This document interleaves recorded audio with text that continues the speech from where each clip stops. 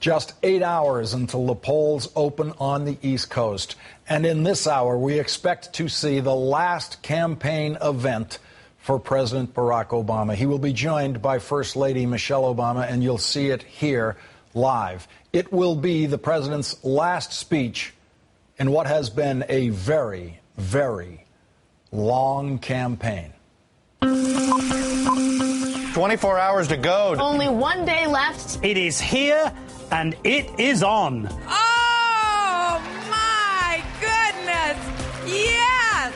Where does this race stand? I mean what I say and I say what I mean. Talk is cheap. Look to the record. I said I'd end the war in Iraq, I ended it. I said I'd pass health care reform, I passed it. I said I'd repeal, don't ask, don't tell, we repealed it. Talk is cheap. Look to the record. Welcome home. Now is the time to deliver on health care. All men and women are created equal. Same-sex couples should be able to get married. Talk is cheap. Look to the record. Corporations are people, my friend. I like being able to fire people who provide services to me. I was a severely conservative Republican governor. $10,000? The optics are bad. The sound is even worse. He can't help it. He was born with a silver foot in his mouth.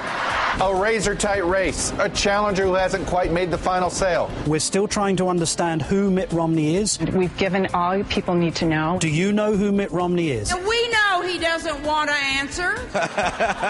There's going to be a civil war in the Republican Party. He is the worst Republican in the country. Are you calling Mitt Romney a liar? Yes. I think there is an issue on the flip-flops. Pick any other Republican in the country. No, he can't beat Obama. The Republicans talking about excuses.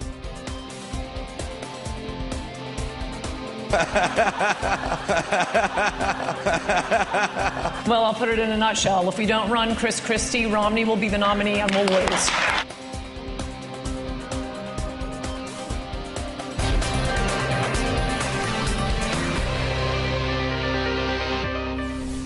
In his final day of campaigning, President Obama began the day in Madison, Wisconsin, where he spoke before an estimated crowd of 18,000.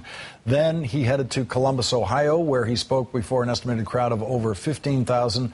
Within the hour, the president will make his final campaign speech of his career as a candidate in Des Moines, Iowa. We will bring that to you live, as well as First Lady Michelle Obama's introduction of the president. That'll be later in this hour. Today in Ohio, President Obama ran on his record.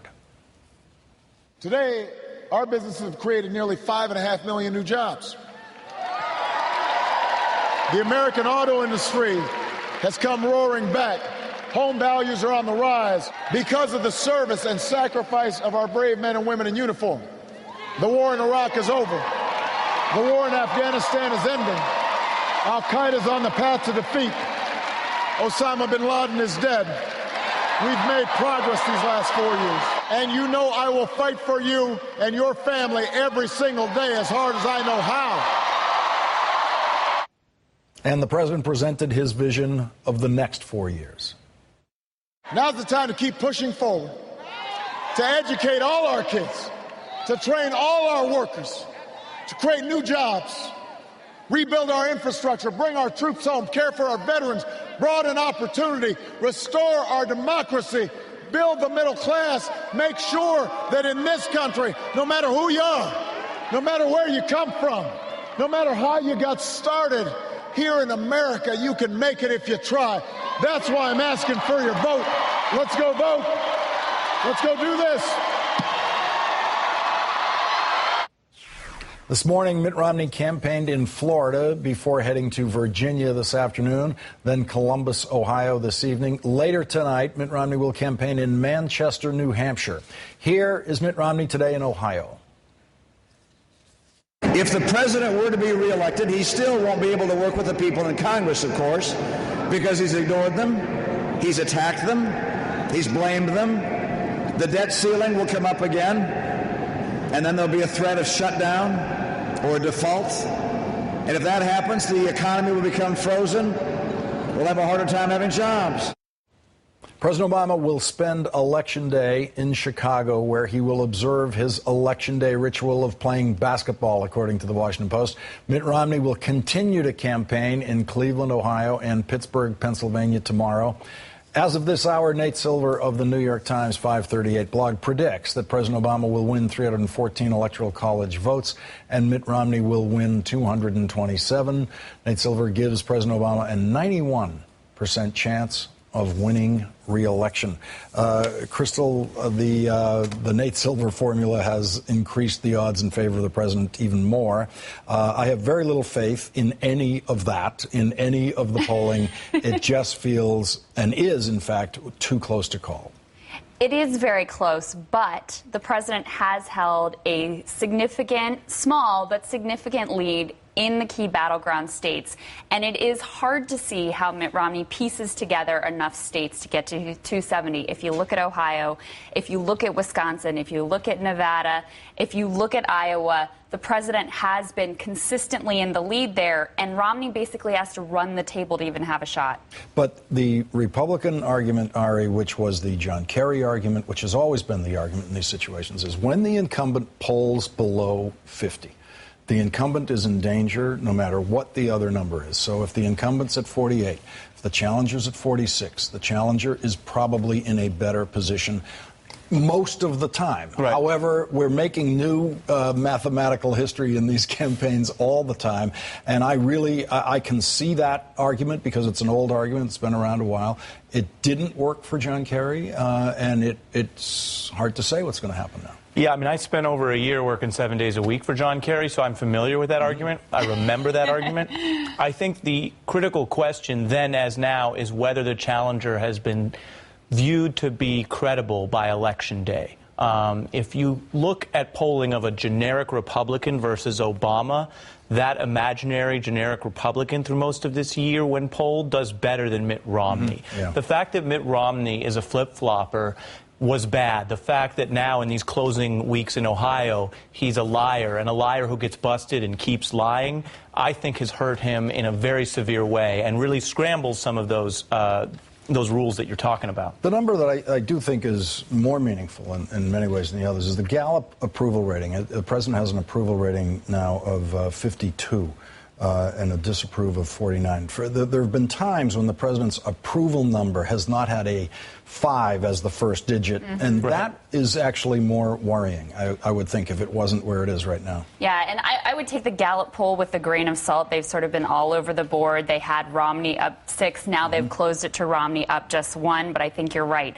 That approval number at 52% has to be encouraging. The other thing that I would say is there's been for a while this gap between the national polls and the state polls where it looked like the president had an electoral college lead, but in the popular vote was trailing to Mitt Romney. Now those two sets of polls have converged, so it looks like the president does have a slight lead nationally and a slight lead at the state level. That was kind of the last hope for Republicans. I mean, they're making up other stuff now, but the hope was that the state polls would converge towards the national picture. The opposite has happened. Now, a leading Republican poll watcher has a different view than Nate Silver. Now, admittedly, Rush Limbaugh doesn't work the numbers quite as hard and carefully as Nate Silver does. He doesn't actually ever work the numbers, but he's got an opinion. Let's listen to Rush. All of my thinking says Romney big. All of my feeling, all of my feeling is where my concern is. But my thoughts, my intellectual analysis of this, factoring everything I see plus the polling data, not even close. 300-plus electoral votes for Romney. Ari, Rush's intellectual analysis. Well, you don't want to go up against that, do you? Lawrence, I want to zero in on the core of the argument there, which was Romney big. Yes, and Romney this is big. Sort of a caveman level political view. This is like Obama bad, Meat good, Romney big. I mean, that's the level of analysis you get from Rush Limbaugh. I think the problem for Republicans, and this is where it's really evident that they are concerned, which doesn't mean they're going to lose because they, like everyone else, is looking at things and making strategic judgments. But they clearly are concerned about a perception that Mitt Romney is a loser who's going to lose tomorrow. And that's why I think they've dialed it up, as they always do. There's a lot of projection and a lot of bluster, and they're trying to say not only is it not close, I mean, you just said you think it's close, they're behind by most indicia that matter, which I look to is early voting, the ballots that we can count, and the state polls over national at this point. They're down on all that, and they're talking about big landslides. And, Larry Sabato has been at this a long time, director of the University of Virginia's Center for Politics. He's predicting 290 electoral votes for President Obama. There's a Huffington Post story tonight about Chris Christie refusing to campaign with Mitt Romney. It says New Jersey Governor Chris Christie turned down a request by Mitt Romney to appear with him at a rally on Sunday night in Pennsylvania. The Huffington Post has learned the Romney rally was held at a farm not more than 20 minutes from Trenton, the New Jersey capital.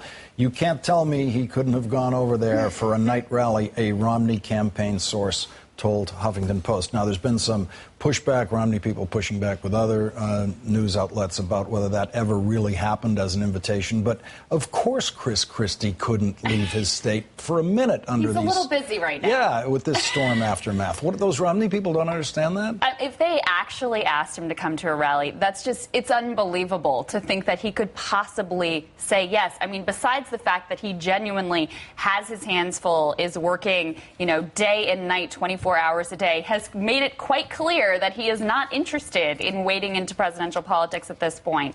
But can you imagine what New Jersey residents would do if Christie went out stumping for Romney? It would be insane. I can't believe that they would think that was a reasonable possibility. Right, and it just shows, again, this is not where you want to be. You want to be in a closing argument. You want to be talking about the economy. You want to be talking about the future. When you're talking about the sort of frenemy politics of the disjointed Republican Party, that's not the closing argument you want. Crystal Ball and Ari Melber, thank you both for joining me tonight. Thanks, Lawrence. Coming up, we'll have live coverage of President Obama's last campaign event, where he will be joined by First Lady Michelle Obama in Des Moines, Iowa. And later, a look at the difficulties people are having voting. Joy Reid and Richard Wolff will join me with a look at the Republican attempts at voter suppression. And up next, Michael Moore is here to talk about Mitt Romney's big lie about the automobile industry, the lie that may have destroyed any chance of Mitt Romney winning Ohio.